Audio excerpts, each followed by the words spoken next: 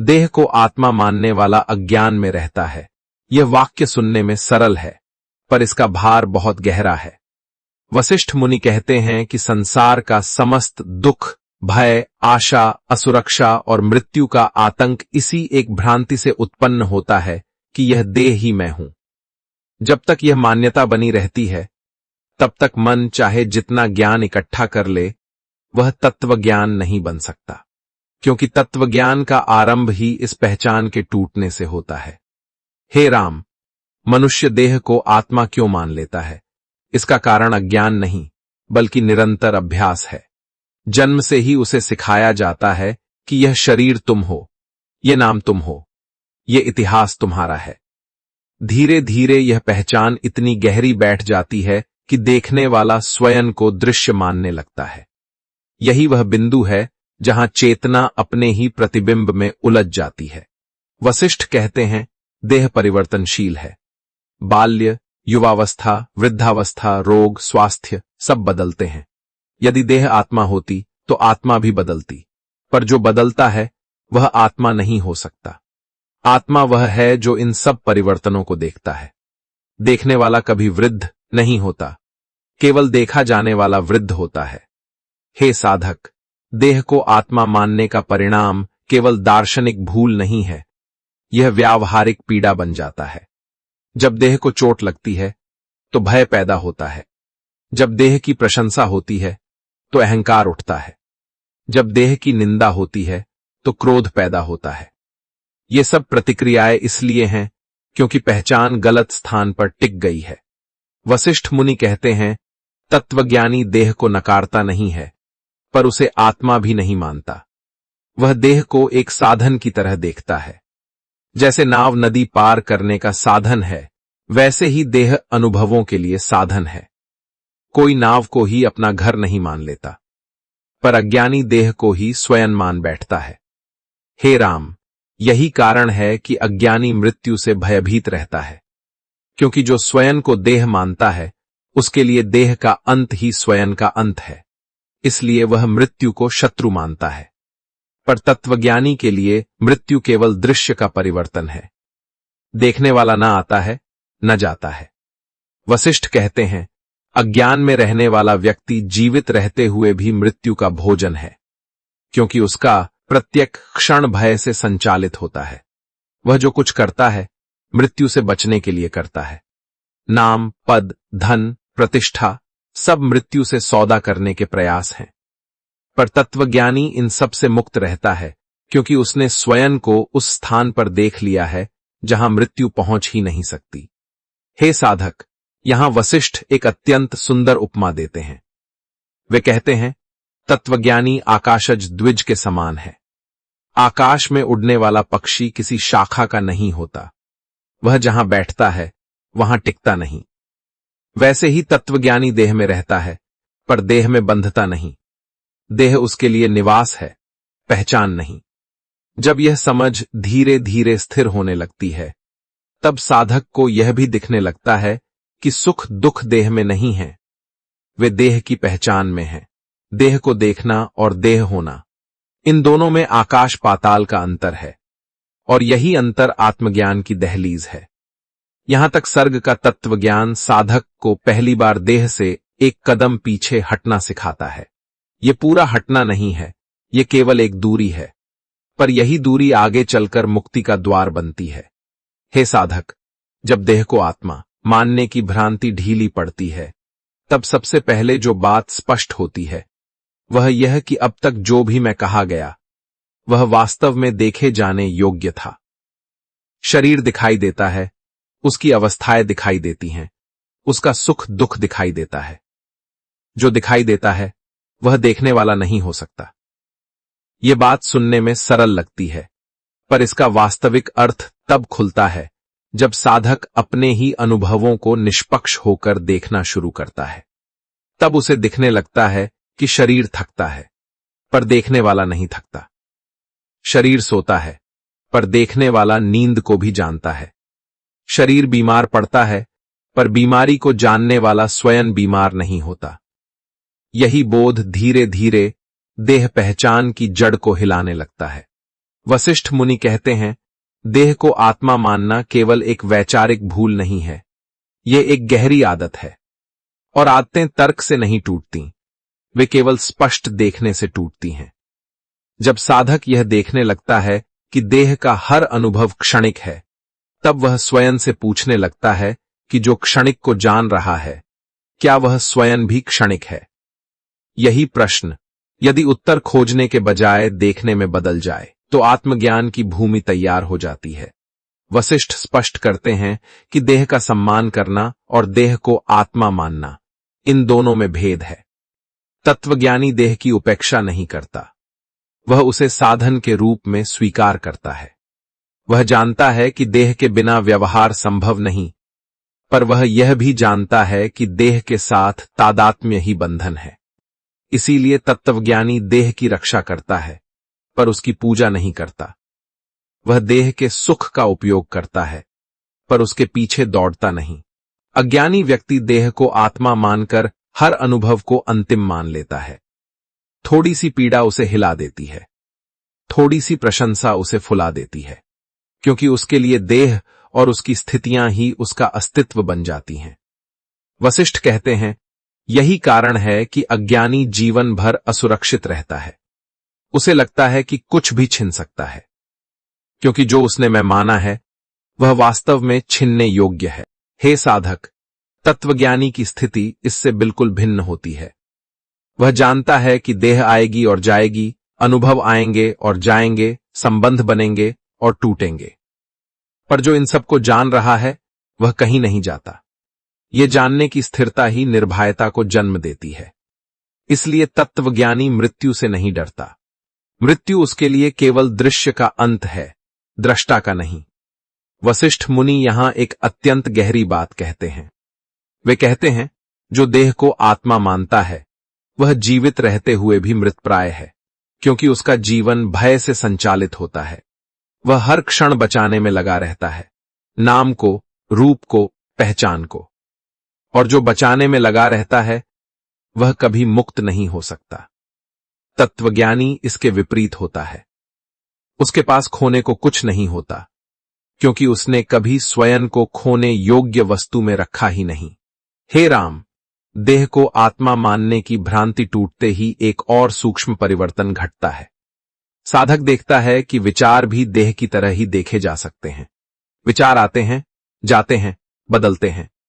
यदि विचार आत्मा होते तो आत्मा भी हर क्षण बदलती, पर जो विचारों के आने जाने को देख रहा है वह विचार नहीं हो सकता। यही समझ आगे चलकर मन से भी दूरी पैदा करती है। वशिष्ठ कहते हैं, देह और मन दोनों ही दृश्य हैं, आत्मा दृश्य नहीं है। आत्मा वह प्रकाश है जिसमें दृश्य दिखाई देते हैं, और प्रकाश स्वयं दिखाई नहीं देता, पर उसके बिना भी कुछ दिखाई नहीं देता। ये समझ जैसे जैसे गहराती है, वैसे वैसे साधक के भीतर एक मौन स्थिर होने लगता है। ये मौन किसी प्रयास से नहीं आता, ये मौन पहचान के हटने से आता है। हे साधक, इस मौन में साधक पहली बार यह अनुभव करता है कि उसे कुछ बनने की आवश्यकता नहीं है। अब तक वह कुछ बनने की दौड़ में था, स्वस्थ बनने की, सफल बनने की, अच्छा बनने की, मुक्त बनने की। पर अब उसे दिखने लगता है कि बनने की पूरी प्रक्रिया देह और मन के स्तर पर थी। देखने वाला कभी कुछ बनता नहीं, वह केवल रहता है। यह रहना ही आत्मज्ञान का सार है, और यही रहना देह पहचान के भ्रम को पूरी तरह ढीला करता है। अभी यह ढीलापन पूर्ण मुक्ति नहीं है, पर यह उसकी दिशा है। यह वह पहला ठोस कदम है जहां साधक मृत्यु के भय से बाहर निकलना शुरू करता है। हे साधक, जब देह को आत्मा मानने की जड़ ढीली पड़ चुकी होती है, तब साधक के भीतर एक नया संघर्ष जन्म लेता है। यह संघर्ष पहले जैसा स्थूल नहीं होता। अब वह यह नहीं पूछता कि मैं शरीर हूं या नहीं, बल्कि यह पूछता है कि यदि मैं शरीर नहीं हूं तो मैं कौन हूं।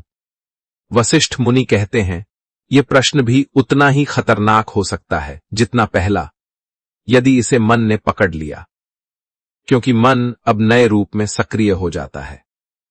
पहले वह देह के रूप में बोलता था, अब वह दृष्टा के रूप में बोलने लगता है। वशिष्ठ स्पष्ट करते हैं कि आत्मा को किसी परिभाषा में बांधना भी अज्ञान का ही रूप है। आत्मा न शरीर है, न मन है, न विचार है, न भाव है, पर आत्मा को कुछ और मान लेना भी भ्रांति है, क्योंकि कुछ और भी एक वस्तु हो जाती है और आत्मा वस्तु नहीं है। आत्मा तो वह है जिसमें वस्तुएं प्रकट होती हैं। जब साधक यह समझने के स्थान पर देखने लगता है, तब यह प्रश्न धीरे धीरे अपनी धार खो देता है। हे राम, देह से अलग होने का अर्थ देह का त्याग नहीं है। यह केवल देह से दूरी है। यह दूरी उपेक्षा नहीं, स्पष्टता है। जैसे कोई व्यक्ति दर्पण में अपना प्रतिबिंब देखता है और जानता है कि वह स्वयं दर्पण के भीतर नहीं है, वैसे ही तत्वज्ञानी देह में क्रियाएं होते देखता है, पर स्वयं को उनमें सीमित नहीं करता। यही देखने की कला आत्मज्ञान की पहली स्थिर भूमि है। वशिष्ठ मुनि कहते हैं, अज्ञानी देह को आत्मा मानकर हर अनुभव को मेरे साथ हुआ कहता है। तत्वज्ञानी अनुभव को होने देता है, पर उसमें मैं नहीं जोड़ता।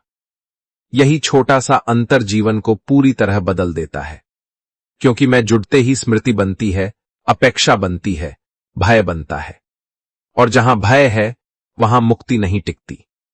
हे साधक, इस अवस्था में साधक को यह भी दिखने लगता है कि मृत्यु का भय वास्तव में देह के नष्ट होने का भय नहीं है, बल्कि पहचान के नष्ट होने का भय है। देह तो हर रात नींद में भी छूट जाती है, फिर भी कोई डर नहीं लगता, पर जागृत अवस्था में देह के अंत का भय इसलिए लगता है क्योंकि मैं देह से जुड़ा हुआ है। जैसे ही यह जुड़ाव ढीला पड़ता है, मृत्यु का भय भी अपने आप ढीला पड़ जाता है। वशिष्ठ कहते हैं, तत्वज्ञानी मृत्यु को टालने की चेष्टा नहीं करता, न ही वह मृत्यु की प्रतीक्षा करता है। वह मृत्यु को उसी प्रकार देखता है जैसे जीवन को, एक दृश्य जो आता है और जाता है। इस देखने में कोई उदासीनता नहीं है, यह गहरी स्वीकार्यता है, और स्वीकार्यता में ही शांति है। यहां वशिष्ठ यह भी स्पष्ट करते हैं कि आत्मा का स्वरूप कोई रहस्य नहीं है जिसे खोजा जाए। आत्मा तो स्वयं खोज का आधार है। खोजने वाला भी आत्मा में ही प्रकट होता है। इसलिए आत्मज्ञान किसी नई वस्तु की प्राप्ति नहीं है, बल्कि एक पुरानी भूल का छूट जाना है। यह भूल थी कि देखने वाला स्वयं दृश्य है। जब यह भूल छूटती है, तब साधक के भीतर एक गहरी स्थिरता आती है। यह स्थिरता जड़ता नहीं है। जीवन चलता रहता है, संबंध चलते रहते हैं, कर्म चलते रहते हैं, पर भीतर कोई खिंचाव नहीं रहता। यह खिंचाव ही बंधन था। अब वशिष्ठ मुनि इस बोध को और गहराई से स्थापित करते हैं। वे कहते हैं, देह को आत्मा मानना केवल व्यक्तिगत भूल नहीं है, यह सामूहिक भ्रम है। समाज, धर्म, संस्कृति सब इस भ्रम को मजबूत करते हैं। इसलिए देह पहचान टूटते ही साधक को भीतर एक अकेलापन भी महसूस हो सकता है, क्योंकि अब वह उस सामूहिक कहानी से बाहर आने लगता है। पर वशिष्ठ कहते हैं, यह अकेलापन वास्तविक नहीं है। यह केवल पुराने सहारों के छूटने की पीड़ा है। जब साधक इस पीड़ा से भागता नहीं, उसे दबाता नहीं, बल्कि उसे भी देखने देता है, तब यह पीड़ा स्वयं रूप बदल लेती है। वह स्पष्टता बन जाती है, और इसी स्पष्टता में साधक यह देख पाता है कि आत्मा कभी अकेली नहीं होती। अकेलापन तो केवल देह और मन की धारणा में था।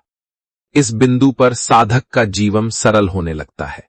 वह दिखावे की साधना नहीं करता, वह अपने अनुभवों को सजाता नहीं, वह जो है उसे वैसा ही देखने लगता है, और यही सादगी आत्मज्ञान की सुगंध है। इसमें कोई नाटकीयता नहीं होती, कोई घोषणा नहीं होती, केवल एक शांत स्वीकार होता है। वशिष्ठ मुनि कहते हैं, यही स्वीकार आगे चलकर देह और आत्मा के बीच स्पष्ट भेद स्थापित कर देता है। देह कर्म करती है, आत्मा साक्षी रहती है। देह भोगती है, आत्मा जानती है। देह जन्म लेती है, आत्मा जन्म को देखती है। यह देखना जब स्थिर हो जाता है, तब यही देखना आत्मज्ञान में परिवर्तित हो जाता है। हे साधक, जब देह और आत्मा का भेद भीतर स्पष्ट होने लगता है, तब एक सूक्ष्म प्रश्न उठता है। यदि मैं देह नहीं हूं, मन नहीं हूं, तो फिर कर्म कौन करता है और कर्म का फल किसे मिलता है? वशिष्ठ मुनि इस प्रश्न को अत्यंत सरलता से सुलझाते हैं। वे कहते हैं, कर्म देह और मन की गति है, आत्मा केवल प्रकाश है। जैसे सूर्य के प्रकाश में जल वाष्प बनता है, बादल बनते हैं और वर्षा होती है, पर सूर्य स्वयं न भीगता है न सूखता है। वैसे ही आत्मा की उपस्थिति में कर्म होते हैं, पर आत्मा कर्मकर्ता नहीं बनती। यहां वशिष्ठ यह भी बताते हैं कि अज्ञान का सबसे गहरा रूप यही है कि आत्मा स्वयं को कर्ता मानता है। जब आत्मा कर्ता मान लेती है, तब वह सीमित हो जाती है, भयभीत हो जाती है और बंधन को वास्तविक मानने लगती है। पर जब आत्मा केवल साक्षी रहती है, तब वही कर्म, वही जीवन, वही देह होते हुए भी बंधन समाप्त हो जाता है। इसलिए मुक्ति किसी परिस्थिति के बदलने से नहीं आती, बल्कि दृष्टि के बदलने से आती है। हे राम, तत्वज्ञानी संसार से भागता नहीं। वह संसार को झूठा कहकर अस्वीकार भी नहीं करता। वह केवल इतना जानता है कि संसार वैसा नहीं है जैसा दिखाई देता है। जैसे स्वप्न में देखा गया नगर जागने पर असत्य सिद्ध होता है, वैसे ही जागृत में देखा गया जगत आत्मज्ञान में असत्य सिद्ध होता है। पर असत्य होने का अर्थ यह नहीं कि वह दिखाई नहीं देता। वह दिखाई देता है, पर बांधता नहीं। वशिष्ठ मुनि कहते हैं, यही कारण है कि तत्वज्ञानी मृत्यु का भोजन नहीं बनता, क्योंकि मृत्यु देह का परिवर्तन है, आत्मा का नहीं। जो देह को आत्मा मानता है, वह हर क्षण मृत्यु के भय में जीता है। जो आत्मा को आत्मा जानता है, उसके लिए मृत्यु केवल एक दृश्य का अंत है, अस्तित्व का नहीं। इसलिए उसके जीवन में एक सहज निर्भयता प्रकट होती है। ये निर्भयता आक्रामक नहीं होती, ये मौन होती है। इस अवस्था में साधक को यह भी दिखने लगता है कि सुख और दुख दोनों समान रूप से आते जाते हैं। पहले वह सुख को पकड़ता था और दुख से भागता था, अब वह दोनों को देखता है। यही देखने की निरंतरता अंतःकरण को शुद्ध करती है, और शुद्ध अंतःकरण में आत्मज्ञान स्वयं प्रकट हो जाता है। जैसे शांत जल में आकाश का प्रतिबिंब स्वयं दिखाई देता है। वशिष्ठ मुनि आगे कहते हैं कि आत्मज्ञान किसी विशेष अनुभव का नाम नहीं है। ये कोई प्रकाश, कोई ध्वनि, कोई विशेष अवस्था नहीं है। जो साधक किसी अनुभव की प्रतीक्षा करता है, वह फिर मन के जाल में फंस जाता है। आत्मज्ञान तो अनुभवों के आने जाने के बीच जो अचल है, उसका बोध है। वह पहले भी था, अभी भी है और आगे भी रहेगा। केवल दृष्टि बदलने से वह स्पष्ट होता है। जब यह बोध स्थिर हो जाता है, तब साधक के जीवन में एक अद्भुत सहजता आती है। वह न तो संसार से घृणा करता है, न संसार में आसक्त होता है। वह संबंधों में रहता है, पर उनमें खोता नहीं। वह कर्म करता है, पर कर्म से बंधता नहीं। यही जीवन मुक्ति का लक्षण है। जीवन मुक्त कोई विशेष वेश या अवस्था नहीं है। जीवन मुक्त वह है जिसके भीतर मैं देह हूं की गांठ खुल चुकी है। वशिष्ठ मुनि बताते हैं कि देह को आत्मा मानना अज्ञान है और आत्मा को आत्मा जान लेना ही तत्वज्ञान है। इसमें कोई जटिल साधना नहीं है, कोई कठिन विधि नहीं है। केवल देखने की स्पष्टता चाहिए, और यह स्पष्टता सत्संग, विचार और विवेक से धीरे धीरे पुष्ट होती है। हे साधक, जब यह स्पष्टता जीवन में उतरती है, तब न जीवन भारी लगता है, न मृत्यु डरावनी लगती है। जीवन चलता रहता है, मृत्यु भी आती है, पर आत्मा सदा मुक्त ही रहती है। यही इस सर्ग का संकेत है। हरि ओम तत्सत। हरि ओम, हरि ओम, हरि ओम।